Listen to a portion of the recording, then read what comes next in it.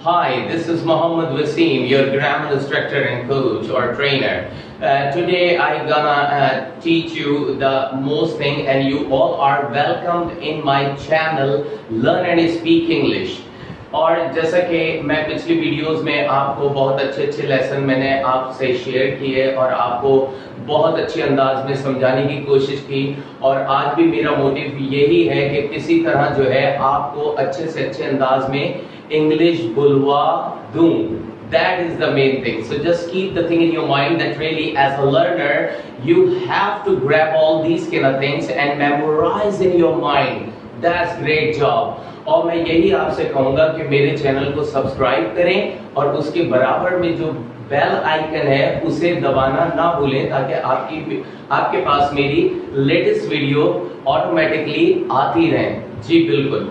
और I hope that you would definitely subscribe my channel and spread it among the people. That would be the great thing for me.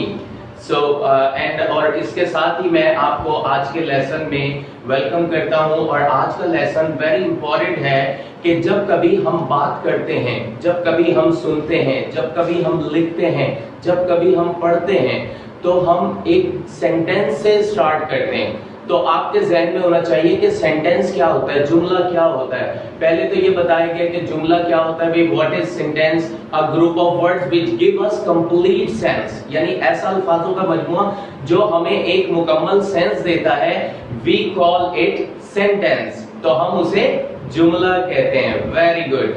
तो ज़हन में ये बात रखें. Simplest हम क्या कहते हैं? The combination of subject word object. जब आप सब्जेक्ट को रखें, ऑब्जेक्ट को रखें और वर्ड को रखें और ऑब्जेक्ट को रखें, तो वो एक सेंटेंस कहलाता है. तो सब्जेक्ट में हमारे पास क्या होता है? सब्जेक्ट में आप जो काम करने वाला है, डूअर ऑफ एन एक्शन है, वो नाउन भी हो सकता है और प्रोनाउन भी हो सकता है. नाउन क्या होता है? अ नेम ऑफ एनीथिंग और नेमिंग वर्ड्स कॉल्ड नाउन. किसी भी चीज का नाम. Everything keeps a name in the universe called noun. कायनात में हर चीज एक नाम रखती है. आपका नाम है, मेरा नाम है, ये हाथ में मेरे जो है इसका नाम है, ठीक है, ये व्हाइट बोर्ड है, इसका एक नाम है. तो हर चीज एक नाम रखती है. वो नाम जो है वो नाउन कहलाता है. और प्रोनाउन क्या होता है? What is pronoun? Pronoun a word which is used instead of a noun called pronoun. एक ऐसा वर्ड जो हम नाम या नामों की जगह इस्तेमाल करते हैं, वो क्या कहलाता है? प्रोनाउन. That's good. अच्छा, कॉमन हमारे प्रोनाउन कौन से? एग्जांपल में देखें. I, we, you, they, he, she, it, etcetera etcetera. Common जो हमारे हैं वो कॉमन प्रोनाउन कौन से हैं? आई, वी, यू, दे. आई माने मैं, वी माने हम, यू माने आप, जी बिल्कुल, वी माने हम, दे माने वो लोग. प्लूरल, एक से ज्यादा जब होंगे, एक से ज्यादा जब होंगे तो हम प्लूरल सेंस में कहेंगे they. He, she, it. He we use for male, she we use for female, it both. यानी आप जो है, इट जो है, जैसे मैं अपने लिए कहूं it's me, right, it's you all, ये आप लोग हैं तमाम. तो इट जो है वो it is a marker. Non living thing और लिविंग थिंग्स दोनों के लिए इस्तेमाल कर सकते हैं. जी बिल्कुल. वर्ड क्या होता है? जैसा कि आपको बताया था कि word, a word which shows an action और स्टेट ऑफ अ सब्जेक्ट. यानी वर्ड जो है वो वर्ड होता है कि ज्यादातर हम एक्शंस की बात करते हैं कि जो सब्जेक्ट के एक्शन को जाहिर करता है. जैसे मैं अगर एक्शन करूंगा कि फॉर एग्जांपल मैं चलता हूं, आई वॉक. मैं सोचता हूं, आई थिंक, राइट. और आई एम अ टीचर, ये हमारा अलग सेंस आता है, राइट. तो वो हम दूसरी वीडियो में आपसे जरूर शेयर करेंगे, देखना ना भूलिएगा.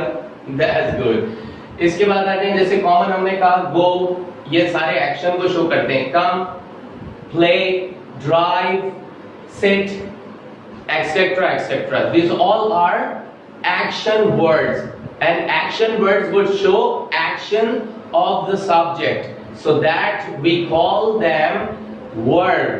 That's great.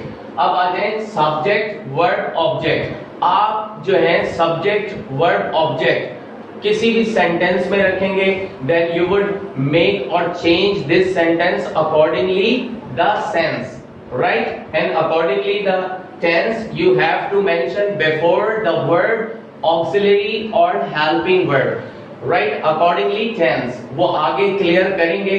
तो टेंस के लिहाज से आपने क्या करना है कि वर्ब जो है, वर्ब के लिहाज से या टेंस के लिहाज से जो है आपने ऑक्सिलरी रखना है, लेकिन कॉमन हमारा यही होता है सब्जेक्ट वर्ब ऑब्जेक्ट। अब जैसे है फॉर एग्जांपल, मैं आपको पढ़ाता हूं, I teach you,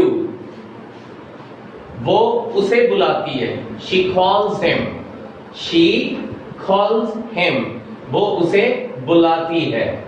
they play cricket, they subject हो गए, प्ले वर्ब हो गया, क्रिकेट उस पर जिस पर काम किया जाता है, रिसीवर जो होता है, receiver of an action in a sentence called object. Very good. तो subject doer of an action, right, verb जो वर्ड एक्शन को शो करता है, और object receiver of an action, वो कहलाता है आपका object. He drives a car, वो गाड़ी चलाता है। वी लर्न इंग्लिश, हम इंग्लिश सीखते हैं। यू स्पीक इंग्लिश, आप इंग्लिश बोलते हो।